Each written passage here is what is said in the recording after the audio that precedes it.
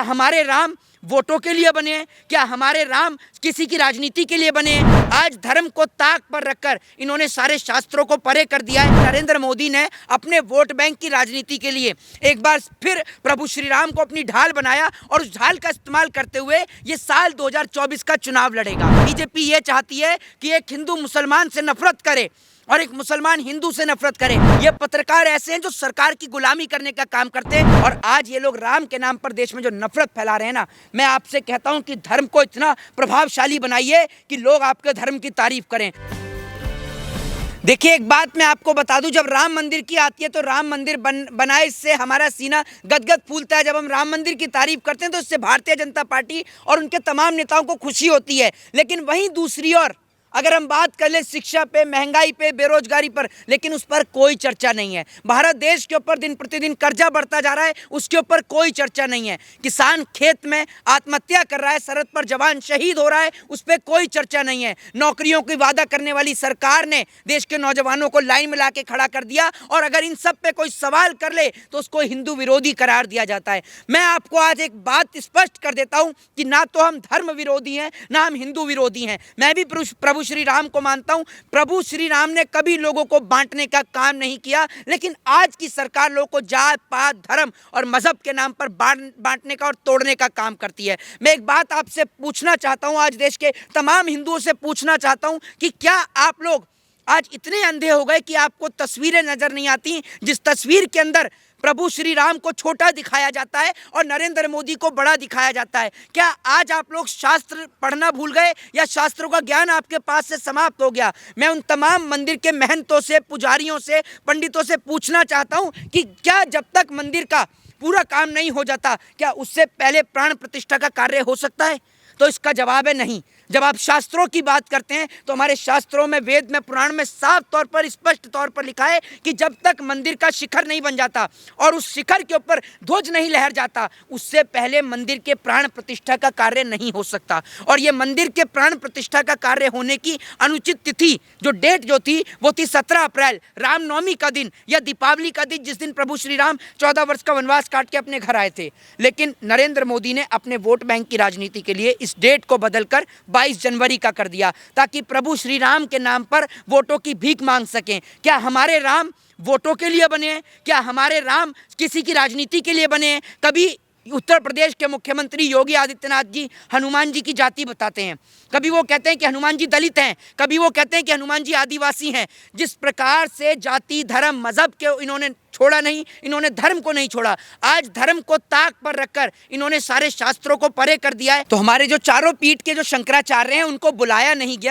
गया, लेकिन आप देखें कि वो लोग आए नहीं। वो इसलिए नहीं आए मंदिर के प्राण प्रतिष्ठा के कार्य में क्योंकि उनको एक बात समझ में आई कि मंदिर का जिस तरीके से प्राण प्रतिष्ठा का जो कार्य हो रहा है वो गलत तरीके से हो रहा है। क्योंकि आप ये सोचिए, 22 जनवरी को 6 सेकंड का मुहूर्त है और 6 सेकंड के मुहूर्त में ना तो यज्ञ हो सकता है और ना ही मंदिर की प्राण प्रतिष्ठा का कार्य संपूर्ण हो सकता है। लेकिन उसके बावजूद भी नरेंद्र मोदी ने अपने वोट बैंक की राजनीति के लिए एक बार फिर प्रभु श्री राम को अपनी ढाल बनाया और उस ढाल का इस्तेमाल करते हुए ये साल 2024 का चुनाव लड़ेगा। आज इस देश के अंदर लोगों के पास खाने को रोटी नहीं है, लेकिन शौचालय बनवाए जा रहे हैं। इस देश की जनता की जेब में पैसा नहीं है, लेकिन बैंक में खाते खुलवाए जा रहे हैं। लेकिन अगर इन सब चीजों के ऊपर अगर इस देश में कोई भी चर्चा कर ले तो जनाब उसको इस देश के अंदर हिंदू विरोधी करार दिया जाता है। अगर कोई इस देश के अंदर मुसलमान को यह कह दे कि ये मुसलमान मेरा भाई है तो उस हिंदू को यह कह दिया जाता है कि ये मुसलमान की औलाद है। यानी देश के अंदर बीजेपी ये चाहती है कि एक हिंदू मुसलमान से नफरत करे और एक मुसलमान हिंदू से नफरत करे,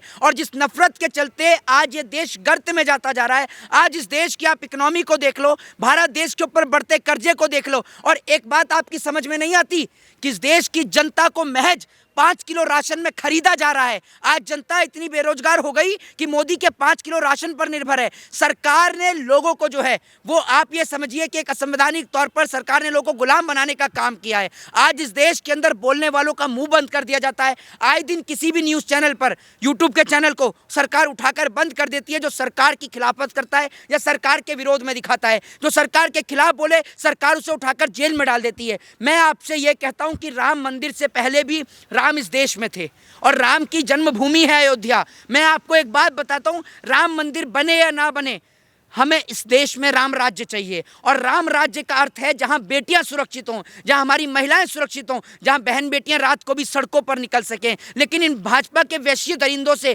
कैसे बचाएं हम अपनी बेटियों को? आज देश में बेटियों के साथ बलात्कार करने वाला कोई और नहीं, बीजेपी के नेता ही होते हैं। आपको याद होगा कुलदीप सिंह सेंगर एक इनकी पार्टी का एमएलए था, उसने बेटी के साथ बलात्कार किया। कोई इनकी पार्टी का एमएलए विधानसभा में बैठकर पॉर्न वीडियो देखने का काम करता है। तो आज बेटियों को बचाने की जरूरत भाजपा के एमएलए से है। ये भाजपा के वो नेता हैं जिन्होंने इस देश में नफरत का बीज बोया है, और आप इस देश के नौजवानों के न जाने अकल पर कौन सा पत्थर गिर गया कि नौजवान इतने पागल हो गए कि ना शिक्षा देखते, ना देश में बढ़ती महंगाई उनको नजर आती, ना बेरोजगारी नजर आ रही, और ना देश की डूबती अर्थव्यवस्था नजर आ रही। एक बात कोई मुझे बताए कि ये जो 5 लाख रुपए की जो बात कर रहे हैं, चारों पीठ के शंकराचार्यों की कीमत क्या 5 लाख रुपए है? जिस अखबार ने छापा है सबसे पहले तो उसके ऊपर डिफार्मेशन का मुकदमा करना चाहिए जो शंकराचार्य हैं उनको, चाहे वो भी मुक्तेश्वरानंद हो, चाहे तमाम जो हमारे शंकराचार्य हैं, उनको सबसे पहले डिफार्मेशन का मुकदमा करना चाहिए और इनको केस करना चाहिए और इनको सड़क पर लाके खड़ा करना चाहिए। ये पत्रकार ऐसे हैं जो सरकार की गुलामी करने का काम करते हैं और सरकार को खुश करने के लिए और अपने पेपर और अखबार को चलाने के लिए इस प्रकार की खबरें छापते हैं। मतलब इनका बस नहीं चल रहा, ये चारों पीठ के शंकराचार्य को भी हिंदू विरोधी और राम विरोधी करार दें। ये इस देश के अंदर सिर्फ और सिर्फ राम के नाम पर वोट मांगने का एजेंडा है। लेकिन मैं एक बात बता दूं, हमारे राम किसी की राजनीति के लिए नहीं बने। राम अपने आदर्श, अपने विचार, अपनी मर्यादा के लिए जाने जाते हैं। राम वो थे जिन्होंने इस देश के अंदर महिला के सम्मान के लिए लंका तक की यात्रा तय करी। राम वो थे जिन्होंने अपनी सौतेली माँ के कहने पर 14 वर्ष का वनवास स्वीकार किया। और आज ये लोग राम के नाम पर देश में जो नफरत फैला रहे हैं ना, मैं आपसे कहता हूं कि धर्म को इतना प्रभावशाली बनाइए कि लोग आपके धर्म की तारीफ करें। आज सिख कहीं भी अपने धर्म का प्रचार नहीं करते, लेकिन हर एक व्यक्ति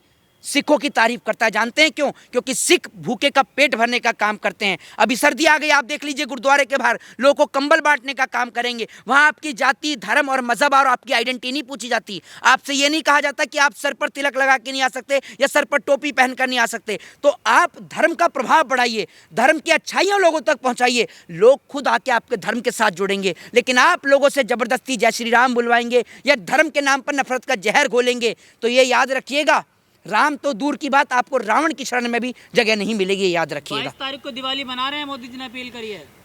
मोदी के कहने से दिवाली नहीं मनेगी, सबको पता है। राम मंदिर बना, बड़ी गदगद खुशी है हमें भाई, लेकिन राम मंदिर का आधे अधूरे राम मंदिर के प्राण प्रतिष्ठा का कार्य होने से दिल को भी बड़ा दुख पहुंचा है। क्योंकि हमारे शास्त्रों में साफ तौर पर लिखा है कि आधे अधूरे मंदिर का उद्घाटन, प्राण प्रतिष्ठा नहीं होती। न जाने कौन लोग हैं जो प्राण प्रतिष्ठा करवा रहे हैं। इससे देश के ऊपर एक बड़ा संकट भी आ सकता है, देश के ऊपर संकट आ सकता है। ये जो आप आधा अधूरा कार्य करवा रहे हैं, मेरा आप लोगों से निवेदन है कि कोई भी प्रधानमंत्री को समझाए। और मैं ये कहता हूं कि राजनीति करिए, लेकिन राजनीति के चलते हमारे भगवान को बख्श दीजिए। जय हिंद, जय भारत, वंदे मातरम।